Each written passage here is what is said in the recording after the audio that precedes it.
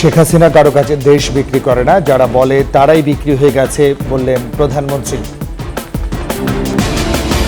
সিলেট সুনামগঞ্জে বন্যা পরিস্থিতির আরও উন্নতি, দৃশ্যমান হচ্ছে ক্ষতচিহ্ন, ত্রাণ না পাওয়ার অভিযোগ। বিশ্বকাপের সুপার 8-এ বাংলাদেশের ছন্ন ছাড়া ব্যাটিং, সেমিফাইনালে আফগানিস্তান।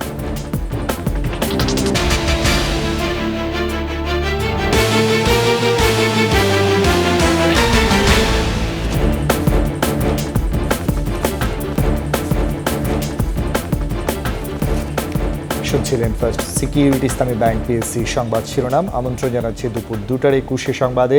আপনাদের সাথে আছি আমি রাজীব জামান। আর দর্শক, 21 টেলিভিশনের সংবাদ একই সাথে সরাসরি দেখতে পাবেন আমাদের ফেসবুক পেজ www.facebook.com/2124 অনলাইনে। এছাড়াও সংবাদে আরও থাকছে স্বপ্নের পদ্মা সেতুর 2 বছর, অর্থনৈতিক কর্মকাণ্ড ত্বরান্বিত হওয়ার প্রত্যাশা।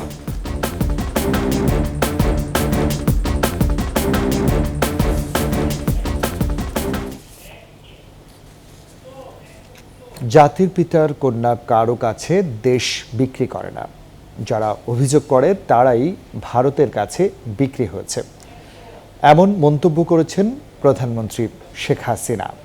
ভারতের সঙ্গে যোগাযোগ ব্যবস্থা উন্মুক্ত করায় বাংলাদেশি লাভবান হয়েছে বলে জানান তিনি। বঙ্গবন্ধু কন্যা কাউকে ঈর্ষা করে না উল্লেখ করে ডক্টর ইউনূসকে মুখোমুখি হবারও আহ্বান জানান প্রধানমন্ত্রী। বিস্তারিত দেখুন আকবর হোসেন সুমনের প্রতিবেদনে।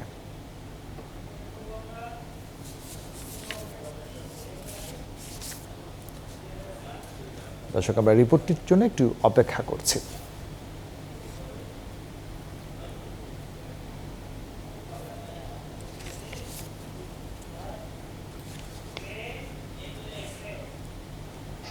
বিজেপি নেতৃত্বাধীন জোট টানা তৃতীয়বারের মতো সরকার গঠন করার পর ভারতে কোনো সরকার প্রধান হিসেবে প্রথম দ্বিপক্ষীয় সফর করেন প্রধানমন্ত্রী শেখ হাসিনা। এই সফরে 2 প্রতিবেশী দেশের মধ্যে ক্রমবর্ধমান সম্পর্ককে আরও সুসংহত করতে 7টি নতুন এবং 3টি নবায়ন সহ 10টি সমঝোতার স্মারক স্বাক্ষর হয়েছে।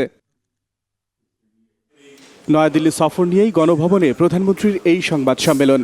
মিত্রশক্তি হিসেবে ভারতের সঙ্গে বাংলাদেশের স্বার্থে যোগাযোগ ব্যবস্থা উন্মুক্তকরণ সংক্রান্ত চুক্তি নিয়ে সমালোচনাকারীদের কড়া জবাব দেন প্রধানমন্ত্রী।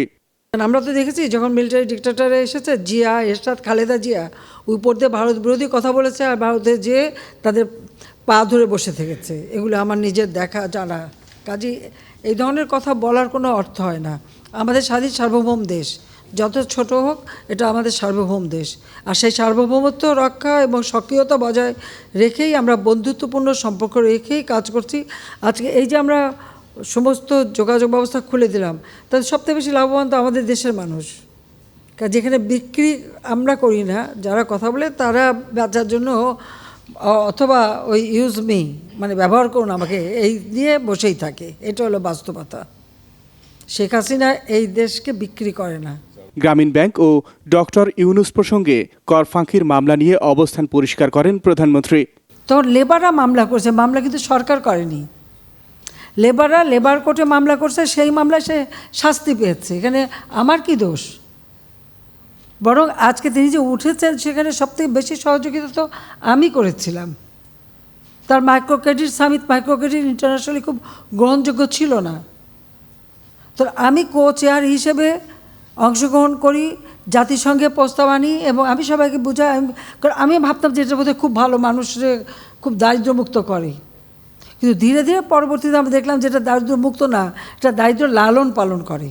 সরকারের সমালোচনায় মুখর ডক্টর ইউনূসকে মুখোমুখি হবারও আহ্বান জানান বঙ্গবন্ধু কন্যা।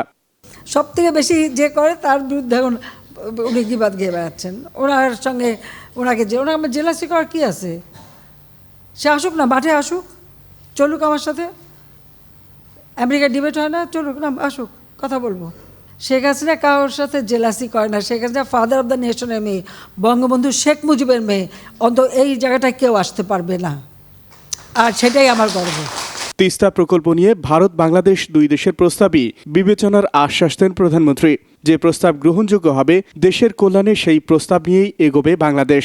আমার কাছে এটাই সবথেকে বেশি গুরুত্ব, যে আমার দেশের মানুষের কল্যাণে, মানুষের উন্নয়নে এবং বিশেষ করে দেশটাকে উন্নয়ন করার জন্য যার সঙ্গে যতটুকু বন্ধুত্ব দরকার আমি সেটা করে যাচ্ছি। অসৎ উপায়ে অর্থ উপার্জন করে দেশ ছেড়ে বিদেশে পালিয়ে যাওয়াদের বিষয়ে ক্ষোভ প্রকাশ করেন প্রধানমন্ত্রী। সবকিছু বিবেচনা করেই তো আমাদের করতে হবে। আকবর হোসেন সুমন, 21 টেলিভিশন, ঢাকা। সিলেট সুনামগঞ্জে নদীর পানি কমতে থাকায় বন্যা পরিস্থিতির আরও উন্নতি হচ্ছে, তবে দৃশ্যমান হচ্ছে ক্ষতচিহ্ন। সুনামগঞ্জে ক্ষতিগ্রস্ত হয়েছে 240 কিলোমিটার রাস্তা। এদিকে সিলেটে আশ্রয়কেন্দ্র ছেড়ে বাড়িতে ফিরে নানা ভোগান্তিতে পড়েছেন বানভাসীরা। প্রতিনিধিদের সহায়তায় আরও জানাচ্ছেন খুরশিদ আলম মুকুল। গত কয়েকদিন ধরে সিলেট ও সুনামগঞ্জের বিভিন্ন এলাকায় বন্যায় বিপর্যস্ত জনজীবন। তবে বৃষ্টিপাত কমে আসায় সিলেট বিভাগে সার্বিক বন্যা পরিস্থিতির আরও উন্নতি হয়েছে। সিলেটে সোমবার একদিনেই আশ্রয়কেন্দ্র ছেড়েছেন 10,000 মানুষ, তবে এখনও পানিবন্দী 8 লাখ মানুষ। 279টি আশ্রয়কেন্দ্রে রয়েছেন 13,000 মানুষ। আশ্রয়কেন্দ্র ছাড়া মানুষ বাড়িতে গিয়েও পড়ছেন নানা ভোগান্তিতে। নষ্ট হয়েছে ঘরের আসবাবপত্র, ময়লা পানির উটকো গন্ধসহ ছড়াচ্ছে পানিবাহিত রোগ। রয়েছে ত্রাণ না পাওয়ার অভিযোগও।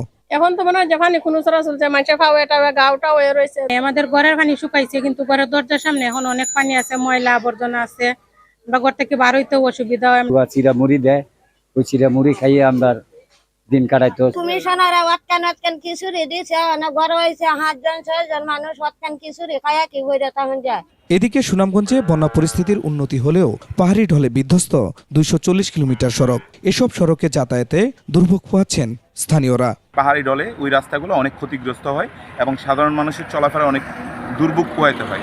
পানি দেনকে ঘরে বিছুন দিয়ে ভাঙ্গালেছে বাইরে থেকে আবার মাটি নিয়ে এসে দিচ্ছি ঘরে ওদিকে ভাঙ্গালেছে, আপনারা যায় দেখতে পারেন। এই দেখুক আমার পিছনে যে পরিস্থিতি, আমার এই যে রাস্তাঘাট ভাঙ্গিয়া গোরদুয়ারে বালু সাবধান করে রাখতে পারি না। এরপরে এই বছরের ফাইনে দেখুক এই সারা রাস্তা কি হয়েছে। 11 উপজেলার মধ্যে ধোয়ারা বাজার, ছাতক, সুনামগঞ্জ সদর ও তাহিরপুর সহ বন্যা কবলিত এলাকার 120 কিলোমিটার সড়ক ক্ষতিগ্রস্ত হয়েছে। তবে বন্যার পানি একেবারে নেমে গেলে প্রকৃত ক্ষয়ক্ষতির চিত্র পাওয়া যাবে বলে মনে করছে সড়ক বিভাগ। যেহেতু সুনামগঞ্জ জেলায় প্রায় প্রতি বছরই বন্যা হয়, সেক্ষেত্রে আমাদের সড়ক বাঁধ রক্ষার্থে যদি আমাদের এই যে কংক্রিট স্লোপ প্রোটেকশনের কাজ যদি করা যায় আর কি, তাহলে এই সড়ক বাঁধ বা যেটা সড়কের শোল্ডার, এটা প্রতি বছর ক্ষতিগ্রস্ত হবে না। কুড়িগ্রামে নদী তীরবর্তী চর ও নিম্নাঞ্চলের বাড়ি ঘরে এখনও পানি থাকায় দুর্ভোগ কমেনি বানভাসীদের। অনেকে গবাদি পশু সহ আশ্রয় নিয়েছেন বন্যা নিয়ন্ত্রণ বাঁধে। রাস্তাঘাট তলিয়ে থাকায় ব্যাহত হচ্ছে সড়ক যোগাযোগ। খুরশিদ আলম মুকুল, 21 টেলিভিশন। কোটি মানুষের আকাঙ্ক্ষা পূরণের অবকাঠামো পদ্মা সেতু নির্মাণের কারিগরি ও প্রাকৃতিক প্রতিকূলতাকে পেছনে ফেলে 2 বছর আগের এই দিনে খুলেছিল দক্ষিণের দুয়ার। শুধু তাই নয়, আশা জাগানিয়া প্রকল্পটিকে বাস্তব রূপ দিতে বহু ষড়যন্ত্রের নাগপাশ ছিন্ন করতে হয়েছিল। সেতুটি স্বাধীন বাংলাদেশের সক্ষমতার প্রতীকও বটে। এই সেতুকে ঘিরে মানুষের প্রত্যাশা প্রাপ্তির গল্প জানাচ্ছেন মোহাম্মদ নুরুন নবী, আর ছবি তুলেছেন ইয়াকুব লিটু।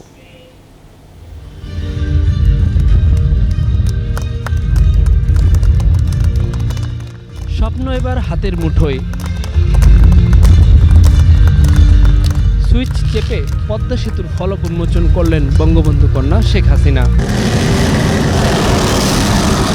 25 জুন 2022।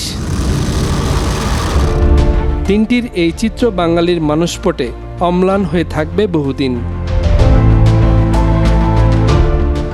6.15 কিলোমিটারের সেতুর চালু বাঙালির মানমর্যাদা পৌঁছে দিয়েছিল অনন্য উচ্চতায়। দীর্ঘ সময়ের অচলায়তন ভেঙে এক সুতায় বেঁধেছিল একটি সেতু। সেই রোমাঞ্চকর গল্প এখনো আলোচিত হয় বয়োবৃদ্ধ সহ সবার মাঝে। আগে কোনোদিন চিন্তা করছি নি এত সুযোগ হইব, তো আল্লাহ সুযোগ করে দিছে। আগে লাগলো 3 ঘন্টা, এখন থেকে 5 মিনিটে পার হইতে পারতো না, লোক পাইতো না, কি করতো, কান্দাকাটি করতো। তাগুলি সুযোগ সুবিধা অনেক বেশি হয়েছে। শুধু যাতায়াতকে সহজ ও নিরাপদ করেছে এজন্য নয়, এ যে অর্থনৈতিক মুক্তির অন্যতম জিয়ানকাঠি। বড় প্রতিবন্ধকতা, যোগাযোগ বিচ্ছিন্নতার অবসান করে সহজ করেছে দক্ষিণ পশ্চিমাঞ্চলের 21 জেলার মানুষের পথ চলাকে। পথ দূরত্বের সময়ের ব্যবধান কমেছে কল্পনাতীত। এখন আমরা পদ্মা সেতু দিয়ে অনেকটা ভালোভাবেই যাচ্ছি। 15 ঘন্টা 16 ঘন্টা লাগবে, এখন তো অল্প যাইতেছে। আমরা এখন যদি ঢাকা যাই দিনের মধ্যে যাইতে পারি। আগে তো খুলনা থেকে যারা যাইতো তারা চিন্তাই করতো না যে কিভাবে যাবো এত দূর, এত ভোগান্তি পার হয়ে। একটি রূপান্তরের মধ্য দিয়ে যাচ্ছে অর্থনৈতিক অগ্রযাত্রার পথ চলা। মানুষ সরাসরি এর সুফল ভোগ করছে। ঠিক এখনই এই সেতুর প্রাপ্তি কিংবা মূল্যায়ন করা ঠিক হবে না মত প্রকল্প সংশ্লিষ্টদের। তবে গেল 2 বছরে কারিগরি দিক দিয়ে সফলভাবে কর্মক্ষমতা দেখিয়ে এসেছে এই সেতু। উল্লেখযোগ্য কোনো আমাদের ইনশাআল্লাহ কোনো ডেভিয়েশন ওরা পায়নি। তো উই আর হ্যাপি যে আবার আমাদের যেই কাজটা আমরা করেছি মানুষের জন্য সেবা দিতে পারছি।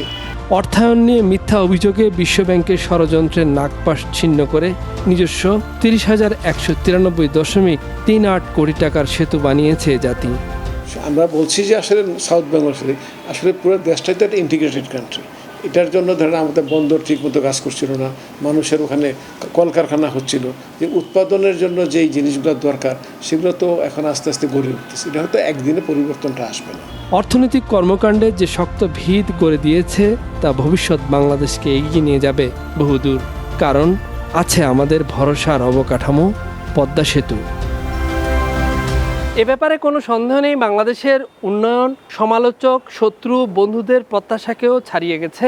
বিশেষ করে প্রধানমন্ত্রী শেখ হাসিনার বিচক্ষণ নেতৃত্বে গেল 3 মেয়াদে 1 দশকে তা আরও বেশি মূর্ত হয়ে উঠেছে। স্বাধীনতার পরে যে কয়টি অবকাঠামোগত উন্নয়ন দেশের অর্থনীতিকে শক্ত ভিতের উপর দাঁড় করিয়েছে তাদের মধ্যে অন্যতম হলো এই পদ্মা সেতু। পুরো বাংলাদেশকে একটি উৎপাদনশীলতার বলয়ে নিয়ে এসেছে। এমনকি যেসব অঞ্চলে যোগাযোগ ব্যবস্থা একেবারে অপ্রতুল সেগুলোকেও উৎপাদনশীল করে গড়ে তুলছে। এই পদ্মা সেতু বানানোর সার্থকতা তখনই আসবে যখন এর সুফল পরিপূর্ণভাবে বাংলার মানুষ ঘরে তুলতে পারবে। মোহাম্মদ নুরুন নবী, 21 টেলিভিশন, মাওয়া, মুন্সিগঞ্জ। 695টি স্কুলে 8ম শ্রেণী পর্যন্ত শিক্ষা চালুর পর আরও প্রস্তুত দেশের 154টি শিক্ষা প্রতিষ্ঠান। ঠিক কবে এটি পরিপূর্ণ চালু করা যাবে তা নিশ্চিত না হলেও আপাতত 3 বছরের লক্ষ্য নিয়ে কাজ করছে প্রাথমিক ও গণশিক্ষা মন্ত্রণালয়। শিক্ষা সপ্তাহ উপলক্ষে সংবাদ সম্মেলনে মন্ত্রণালয়টির সচিব ফরিদ আহমেদ জানিয়েছেন, 3 বছরে অন্তত 1000 স্কুলের 8ম শ্রেণী চালুর মতো অবকাঠামো রয়েছে। তবে এটি একটি ধারাবাহিক প্রক্রিয়া। অবকাঠামো, শিক্ষক নিয়োগ ও পদ সৃজনের সাথে সাথে প্রশিক্ষণের কাজ চালিয়ে যেতে হচ্ছে। সংবাদ সম্মেলনে জানানো হয়, এটি মাধ্যমিক উচ্চ শিক্ষা বিভাগের সাথে সমন্বয়ের বিষয়। এসব স্কুলে শতভাগ শিক্ষা অবৈতনিক থাকবে বলেও জানান তিনি।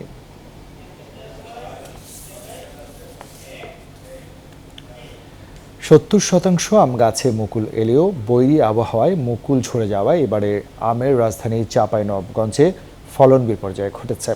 এতে আম উৎপাদনের লক্ষ্যমাত্রার অর্ধেকও পূরণ হবে না বলে আশঙ্কা করছে কৃষি বিভাগ। চাঁপাইনবাবগঞ্জ প্রতিনিধি আমিনুল ইসলাম তন্ময় রিপোর্ট জানাচ্ছেন রত্না জামান। এই মৌসুমে চাঁপাইনবাবগঞ্জে 21,060 হেক্টর জমিতে 24 লাখ আম গাছে মুকুল এসেছিল 70%। বৈরী আবহাওয়ার কারণে টিকেছে 30%। আমের উচ্চ মূল্যের কারণে বর্তমানে ব্যবসা পরিস্থিতি একটু খুব কম। চাঁপাইনবাবগঞ্জের কনসার্ট আম বাজারের ব্যবসায়ীরা বলছেন, ফলন বিপর্যয়ের কারণে এবার আমের দাম সর্বোচ্চ। মৌসুমের সুমিষ্ট রসালো ফল আম সাধারণ মানুষের ক্রয় ক্ষমতার বাইরে। যাদের আম হয়েছে তারা হাসছে, তার কারণ আম বেচে তারা অনেক টাকা পাচ্ছে। এবার হিমসাগর বেচছি আপনার 5,000 টাকা, 4,500 টাকা মন। গতবার ওই হিমসাগর বেচছি আপনার 1,500 টাকা মন। প্রাকৃতিক কারণে আমের ফলন কম হয়, বাজারে আম কম উঠেছে এবং চাষিরা আমের দাম পাচ্ছে, ব্যবসায়ী খুশি এবং চাষিরাও খুশি। চাঁপাইনবাবগঞ্জ আম উৎপাদক সমবায় সমিতি বলছে, মৌসুমে এখানে প্রতিদিন কোটি টাকার আম বেচা কেনা হলেও কনসার্ট আম বাজারে দৌরাত্ম্য রয়েছে মধ্যস্বত্বভোগীদের। মধ্যস্বত্বভোগী ওরা কিন্তু প্রতি মনে কিন্তু 500 থেকে 1,000 টাকা লাভ করে। তো এটা যদি যারা আড়তদার বা হাট ম্যানেজমেন্ট কমিটিটা যদি নিয়ন্ত্রণ করে ফরিয়ারা, তাহলে কিন্তু চাষিরও উপকৃত হবে। চাহিদার তুলনায় বাজারে আম সরবরাহ কম, দাম বেড়েছে তুলনামূলকভাবে অনেক বেশি, বলছেন আম গবেষণা কেন্দ্রের কর্মকর্তা।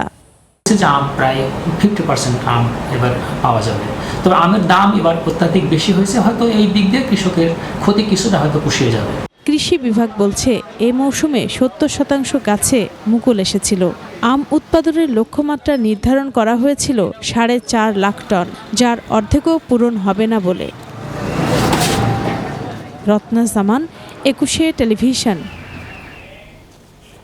শেষ করছি দুপুর 2টার 21 সংবাদ। যাবার আগে ফার্স্ট সিকিউরিটি ইসলামী ব্যাংক পেয়েছি সংবাদ শিরোনামগুলো জানাচ্ছি আরও একবার।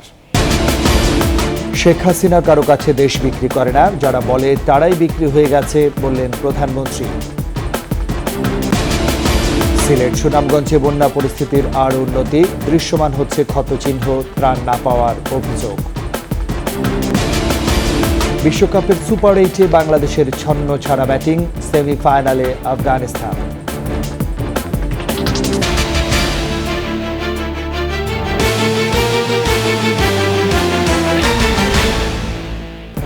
সবশেষ খবর জানতে ডায়াল করুন 202 নম্বরে, আর ভিজিট করুন 21.com ওয়েবসাইটে। এছাড়া ফেসবুকে ভিজিট করতে পারেন facebook.com/2124 অনলাইনে। এতক্ষণ সাথে থাকার জন্য ধন্যবাদ। সন্ধ্যা 6টায় 21 দেশের সংবাদ দেখার আমন্ত্রণ রইল। 21 সাথেই থাকুন।